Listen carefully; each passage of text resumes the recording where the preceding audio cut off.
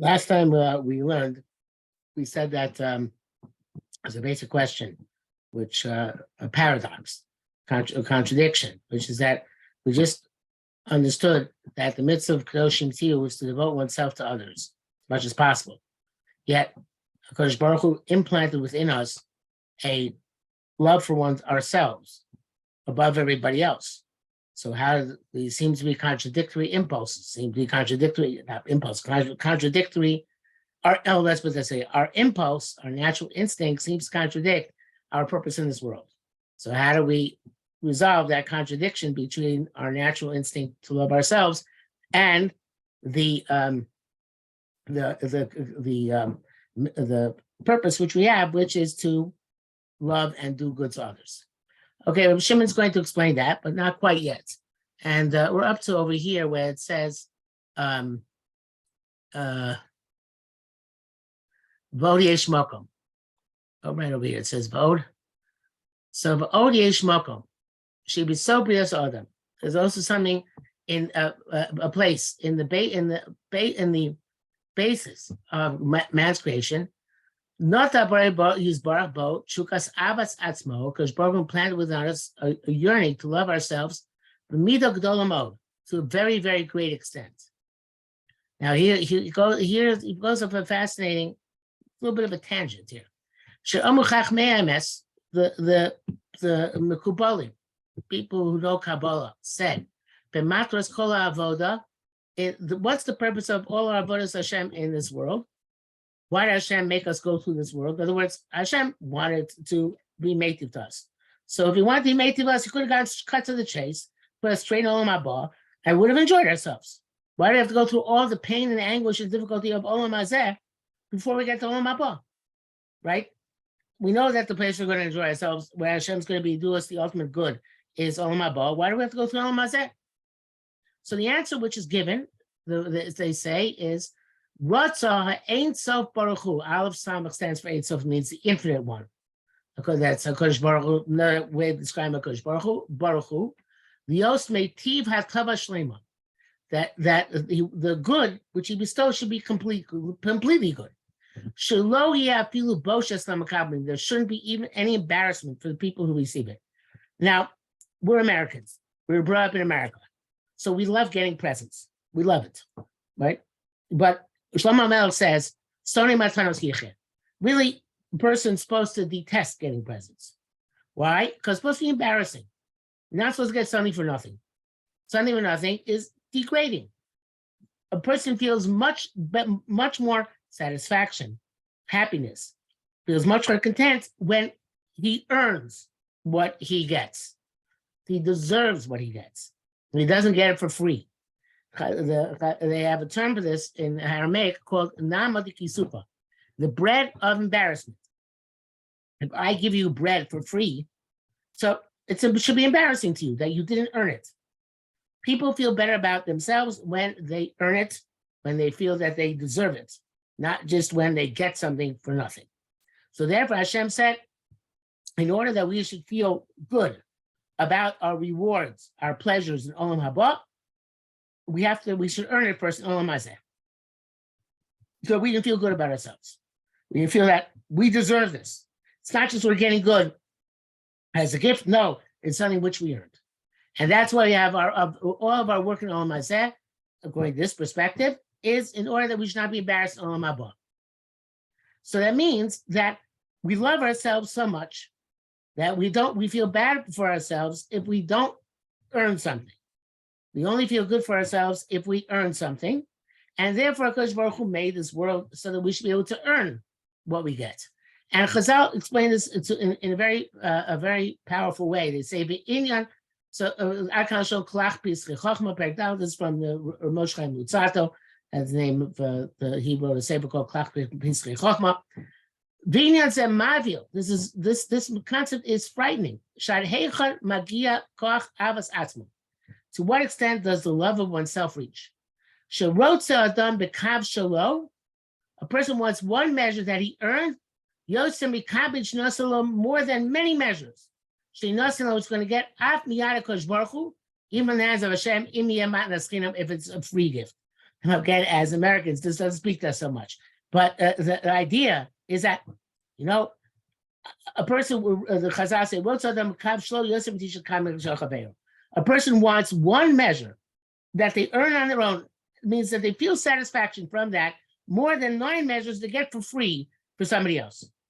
So HaKadosh Baruch Hu implanted in us this powerful notion, this powerful idea that we want to earn and we want to build ourselves up. And we love ourselves, and that's our incentive to actually go out and earn and feel that we deserve what we get in the long run. So, so Hashem says, I want you to earn your keep. I want you to feel happy. I want you to love yourself. I want you to feel good about yourself. So Mizemuvan, from this we understand, Shemidas Avas Atzmo, that this trait of loving oneself, he would see B'nei HaKadosh Baruch Hu. Hashem wants it to have it. It's a good thing. It's not a bad thing. Rak tzadikim yelchu ba, but tzadikim, they'll use this trait of loving themselves for the right purposes. They'll go in the right way. Uposhim, and criminals, in other words, wicked people, yikashlu ba. They're going to stumble in it. It's going to cause them to go off. And he's going to explain how. Ulidati, in my opinion, says Reb Shimon, Ne'milvad kol ros v'chatoim, sholom molei mehem. Besides all the bad things and all the sins that the world is full of them, because people love themselves.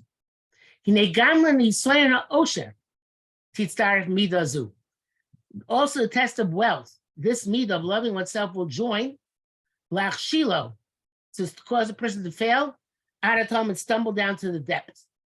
Like it says, Pen es maybe I'll be satisfied and then I'm going to deny Hashem. How so? Why if I'm wealthy? Do I need to, is that an incentive to deny Hashem? So he explains. He says, since a person really wants that he should be the one who earned what he has, he wants to feel this is my accomplishment. I did this. Well, if Hashem granted you wealth, and you believe with true belief, that everything belongs to Hashem, that you're really a poor person. Because if you believe like we're supposed to believe, that all the wealth which we get, all the money which we get in this world is given to us by Hashem, and it's given us for safekeeping to use the right way. It's not something which we're actually in charge of. It's stuff which we have to, money we get, we have to use like Coach Baruch wants us to use it. So then you're really poor. In other words, you can have all the money in the world, but I didn't really earn it. Hashem gave it to me. So what he has, he believes it's not really mine. It belongs to Hashem. That's the right attitude. But that if a person loves himself so much, he wants to feel so good about himself, he wants to feel that I earned everything on my own. I made myself. I am the person who's responsible for everything I accomplished in this world, for my success. Then, if he denies Hashem, everything is his. And he's very wealthy now, according to his opinion. In other words, if a wealthy person wants to deny Hashem because they want to believe that everything they have is their own. They did it on their own. People don't want to think that I owe this to Hashem. They want to think, look how great I am. I managed to get so rich. I'm incredibly rich because I'm brilliant, because I'm perceptive. I have great skills. Hashem. Keep Hashem out of the picture. Because if I start giving credit to Hashem, I get less credit. So it's a terrible, Reb Shimon is really making this even worse. Because he's saying this thing that we love ourselves so much can cause tremendous problems for us. It means that we actually can then want to deny Hashem, so we think that we ourselves have accomplished everything. And that's and he takes it another step. He says, therefore,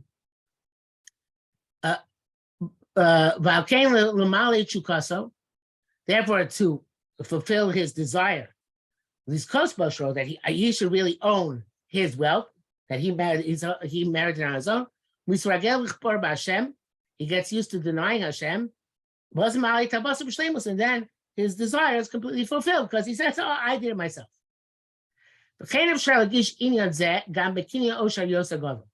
Says Reb Shimon, this also we can find in the acquisition of the greatest possible wealth.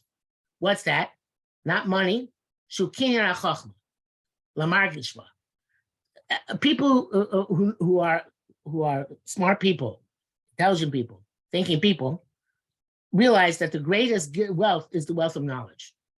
And knowledge is something which makes a person a better person, gives a person a greater perspective, gives a person a greater understanding of what life's about and what they should be doing. So the thing is like this: chachmas also has the same knowledge also has the same danger as money. If a person, if I, like, I'll give you an example. Sometimes if I come up with a brand new idea, which I think is new, right? I'm very happy with myself. I'm not always so happy if I find somebody else said it before me, because then wasn't my new idea. Somebody else said it before. I'm looking for something which I can think of. This is my new contribution, my new idea. Nobody ever else had it before. And I feel much better when it's my new idea. So a person can take that so far that he can say, you know what, there's no God. Because I want to make sure that you understand that my wisdom is my brilliance, is my greatness, is my having this tremendous IQ and tremendous intellectual abilities. Chas v'sholom. So therefore, a person will adam the erech ma'alas of kinyan Torah. This is true even about Torah. If a person doesn't have doesn't make an effort according to the level of which he's acquired Torah, the kinyan Torah, lasik chachmas hayira ve'emunah Torah, to at the same time have fear of Hashem and true and pure belief in Hashem. There's a place to stumble badly because it's going to magnify, it's going to enhance his love of himself. So you say, even in Torah, a person can learn a lot of Torah, and still, if a person doesn't learn how about being fearing Hashem and loving Hashem and believing in Hashem, so then a person can come to reject Hashem and try and look at himself as being the brilliant and wise sage who came up with everything that he or she knows. So therefore, even Torah is very dangerous to learn a lot of Torah when you don't at the same time understand that everything comes from HaKadosh Baruch Hu, that you don't deserve any credit yourself, that everything that you have is a gift from Hashem. And again, he says it requires a constant awareness to make sure to remain humble. What does humility in this case mean? It means that if I have gifts, any type of gift, it's like, if a person is handsome, a woman is beautiful, a man is strong, a woman is talented, a person is rich, a person is smart, that all those things come from Hashem.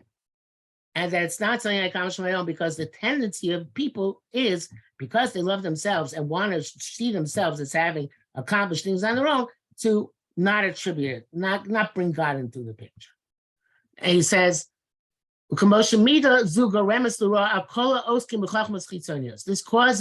has a bad influence on anybody who's involved in secular studies. Now, not everybody, but most people, because it's an amazing thing. Really,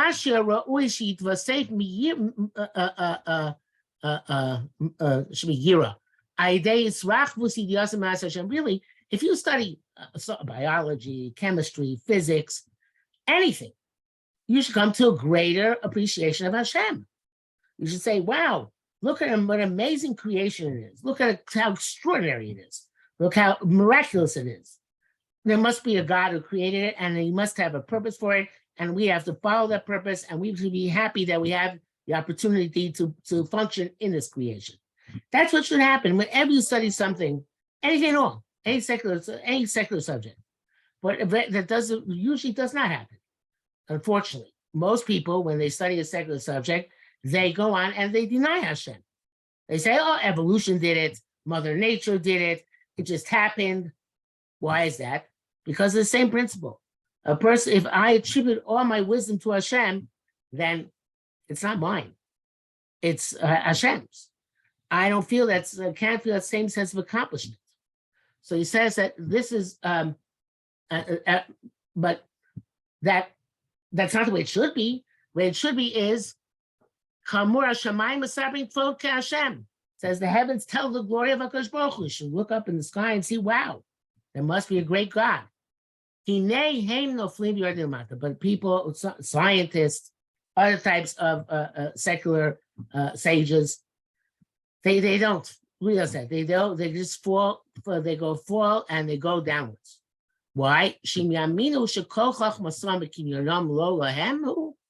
they believe that all of their wisdom, all of their acquisition, all the things they own are not theirs but came from Hashem, Shaarei Yosher, then all their wealth is not literally lost, but it's as if they lost it because it's not theirs.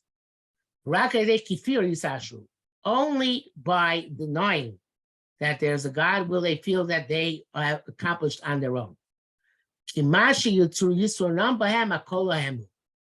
because then they can say, oh, whatever advantage I have, it's all me. I accomplished it. And then they have the capacity to be proud of what they've accomplished.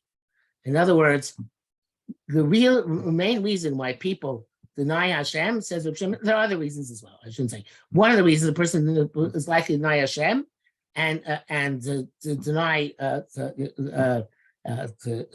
Judaism or any other religion, but Judaism as well, is because of gaiva, because of pride, because I can be more proud of myself if it's me who's accomplishing something than if I say God gave it to me.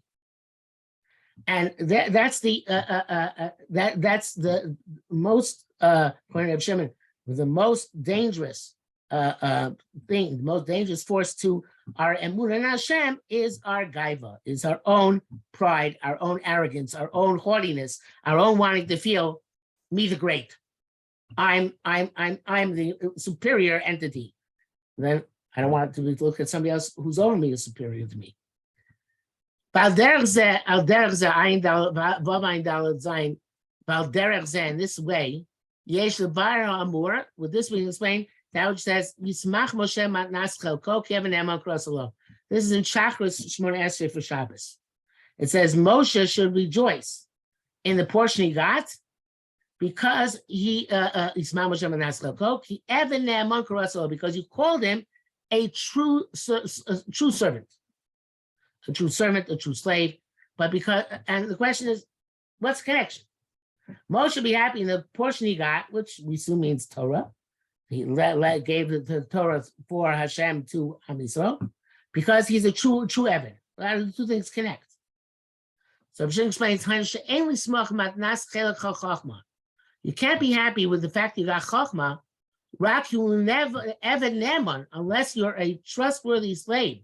That he thinks it's not his. Barak l'rabo l'adona belongs to his master, to his owner. Then you can be really happy that you acquired wisdom. If not for this, perhaps a person should not be happy that they're so smart. Because then chas v'shalom, you could get to deny HaKadosh Baruch Hu. So therefore, Moshe Rabbeinu, and that's why the Torah stresses so often, Moshe was honored mikol adam. He was completely humble, because Moshe Rabbeinu knew how great he was. He knew he was the greatest human being who ever lived in terms of Chachma. But he understood that all of that Chachma is a gift from Hashem. And I'm a Hashem slave, and therefore I have to do with it what Hashem wants me to do with it. And therefore, I can't look at myself as being actually better than anybody else, just because I have this advantage over other people. It makes me more of an Evan, because the more resources Hashem gave me, the more I have to use them for what Hashem wants me to use them, which means I have to use them in order to teach people, in order to lead people, in order to do what Hashem wants me to do with that as an Eved Hashem. So therefore, says Reb Shimon, Chachma is dangerous unless it is accompanied with anava, with humility. And humility, again, does not mean that I think I'm nothing. There's a joke that they tell in the yeshivas about, there was a yeshiva in Lithuania called Navardik. And Navardik, the yeshiva, their specialty was they used to think of themselves in very low terms. Because they used to work on their modesty and their humility by thinking of themselves as very insignificant. So the joke goes like this: the two Bachrim sitting, two old Bachrim have been in yeshiva for a long time, and they're sitting and they're talking to each other. And one says to the other, "I'm a zero. I'm a nothing. I've never accomplished anything. My life is meaningless." And the other guy, the other boy says, "You think your life is meaningless? I'm less than a zero. I've not even ever accomplished, but I've ruined things, and everything I do is very bad. I have absolutely no reason to consider myself important." So all of a sudden comes in a new bacher, a new student, and he says, and he sees this conversation going on between these two older students. So he says, okay, when in the Vardik, do as they do in the Vardik. So he sits down and starts saying to himself, "I'm a nothing, I'm a zero, etc., etc." So the one older bacher turns to the other older bacher and says, look at him. He just got here and already he thinks he's a zero. The idea being that if you are, I've quoted this, I think, in the past from Winston Church about Clement Attlee. Mr. Attlee is a modest man. He has much to be modest about. If you are worthless, it's not a trick to think you're worthless. Yeah, the idea is to know how much you are worth, and then understand that I'm not worth in the sense that my life doesn't have meaning, but that it's something which I got as a gift and I have to use properly. It's not something which I own and possess because I accomplish it, but rather because Kodesh Baruch Hu decided I'm going to be granted this in order to help out people in this world. That's why I have this gift. So, and otherwise, a person can come to Kfira because they think that they're the center of the universe. Now she's going to come and answer his question very forward. Now we established that loving oneself is very dangerous, and you can bring a person terrible, terrible things. So why does Hashem want us to love ourselves? Okay, V'nei, so he says, V'nei im b'ashkaf rishon, if at first glance, Rikshe avas atzmo, the feelings of loving oneself, Rikshe avas ulaso, and the feelings of loving another person, Hem kitzaros zel zul zul, they seem to be antagonists, they seem to be against each other. We have to get deep into this. We have to get deep into this. So to find Haskula, some unique quality actually unites love of self with love of others. Because Hashem wants us to love ourselves, Hashem wants to love others. So how does it work? Uskulazu, the resolution, this quality, who she's barabis amis and a person who's clear and person should recognize it's true. A chusa shanishlo, the quality of his or her ani. Ani means myself. And the definition of self is a very elastic thing. How do I define myself, my ani? With this, we can measure the level of each person according to what he's accomplished. Person who's coarse and low, person who's a real low life. Kol ani shelo, his entire ani, mitzumtzam, is limited rak b'chomro v'gufo, to his material existence and his body. In other words, the lowest form of human being is a person who thinks that my ani is my physical senses, my physical pleasures, my physical pain, just whatever's physical and material in the world. That's my whole ani when it relates to me. There's nothing else in that person's sense of self. That's a sub. Yeah. I have a question. Yeah. What does it mean that a person loves themselves? Like, You want to make sure that things work out for you the best in this world. That things that you want to make sure that you feel that you've accomplished something good in this world, and that you're accomplishing something good for which means for yourself. Because you want to make sure that you feel that things are making me feel good, make me feel good. Okay, so it's I want to focus on love yourself means I want to feel good about myself. Okay, that's what to love oneself means. And so he says, and to love oneself, again, on lowest level means my ani is my human, my body. L'mala mizeh, something higher than this, mish margish, is somebody who feels shani shalo, that his ani murkav miguf nefesh, includes body and soul. In other words, he recognizes that he's a human being is not just the physical body and the material existence, but also there's a soul. There's something which is special, which is unique, which is not physical. And he feels, and he defines himself as body and soul. Not just body, also soul. But that's still relatively low level. A lot of people can say, yeah, sure, I have a good soul, and I accomplish a lot with my soul, and that's myself, my body and my soul. A minimal level, which I think is which even animals possess. So therefore, like I said, these two levels are really subhuman. They're not even sub-animal. What's a minimum level? I think it's the next level, which is that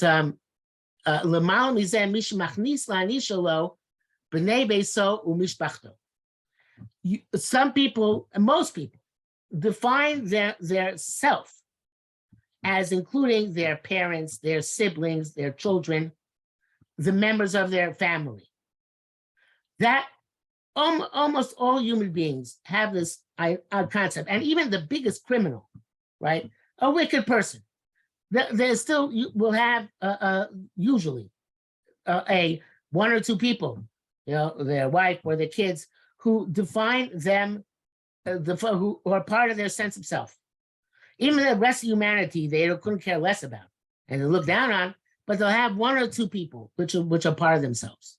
And I think we all understand that certainly when parents think about my ani, they're not thinking ever about just themselves, but they're thinking about themselves and their children. So a sense of self the sense of self can widen out. It's like concentric circles, one circle wider than the other. The lowest sense of self is very small, but then there's a larger circle for a higher sense of self, and even larger circle for a higher sense of self. So now we can begin to understand what Reb Shimon is going to tell us, which is a brilliant idea, which is that, yes, you're supposed to love yourself, but how do you define yourself? That's the issue. Well, how do I define my sense of self? Who's my ani? Is my ani just my physical body? Just my physical body and my soul?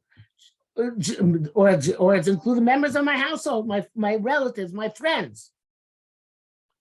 So that's what he says, that a regular person, right? Can feel not Jewish. He includes in his sense of self his members of his household and his family. Let's go up here. But a person who follows the pathway of Torah, his ani includes all the Jewish people. That's, yes, you're supposed to love yourself, but what defines yourself? Defines yourself, your ani is Klal Yisrael, the entirety of the Jewish people. I'm concerned with myself. I love myself. But myself is not just me personally, not even just my family. It's all Jewish people. And I would argue, I do argue, that this is, it's very hard to define a tzaddik. What exactly is a tzaddik? Who exactly is a tzaddik? It's very hard to define. But I would say that I think people intuitively, without thinking about it, define a tzaddik correctly as somebody who's concerned, whose ani is much greater than just themselves. Their ani includes and encompasses other people. It encompasses many more people, and perhaps encompasses all of Am Yisrael. The greater the sense, the more expansive the sense of ani is, the more that person is really a tzaddik.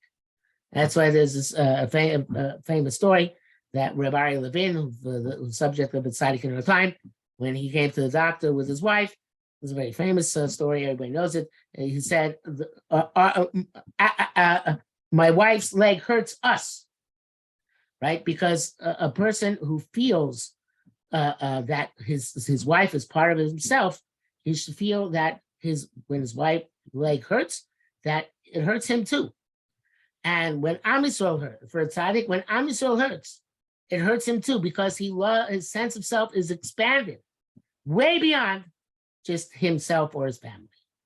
So as he says, "Ani shelo es kol Am Yisrael, shebe'emes kol ish Yisrael hu rak ke'ever miguf homa Yisraelis." Every Jewish person is only like one limb, one part of the larger body of the Jewish nation. So that with this, Reb Shimon gave a brilliant answer. He's going to expand it a more, but he gave a brilliant answer to the question: how does love of self not contradict being concerned with giving to others?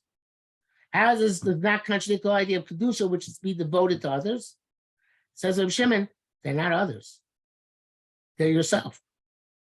You just have to work on expanding your recognition that self is not yourself, your limited body or soul, or even your family.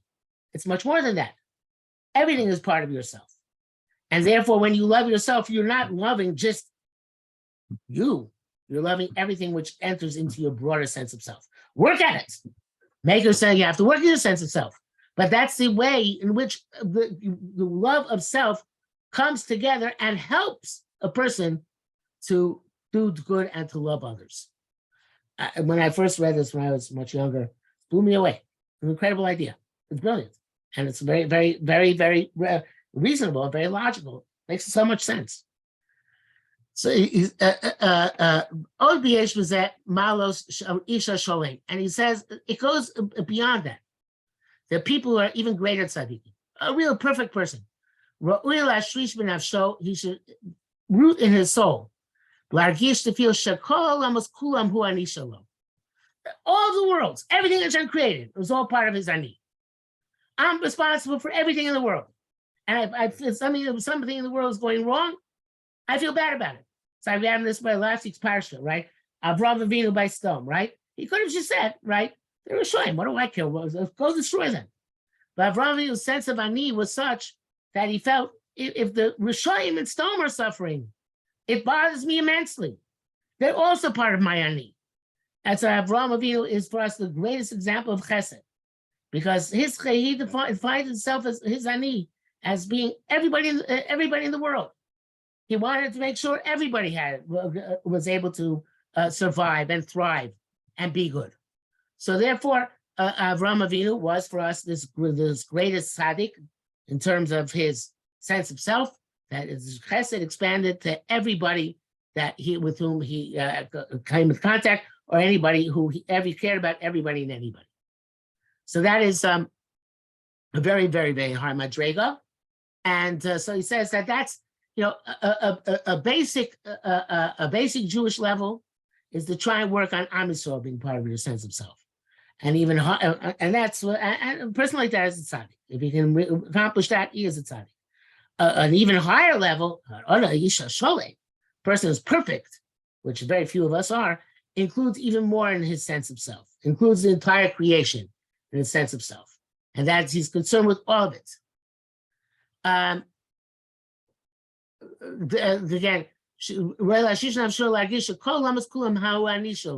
all the worlds are his ani. And he himself is only a small limb within the totality of creation of which he's a part. For us, and then if he understands this, so too the feeling of loving himself, Ozer lo lehovas kol Am Yisrael, helps him to love all of the Jewish people, and to love the entire creation.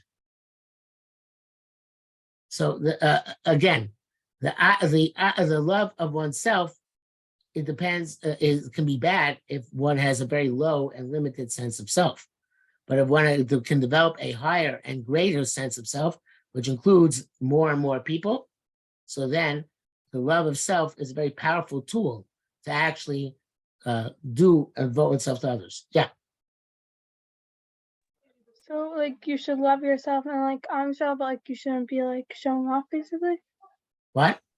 It's like you should love yourself and like yourself, but like you shouldn't be like showing off or like being Well, you should bad. feel that you're all part and parcel, that it's not that you all together. We're all together.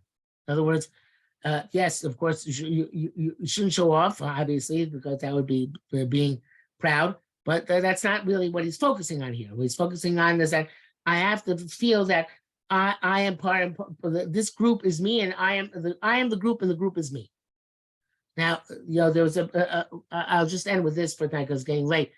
In the yeshivas, once upon a time, there was a big difference of opinion.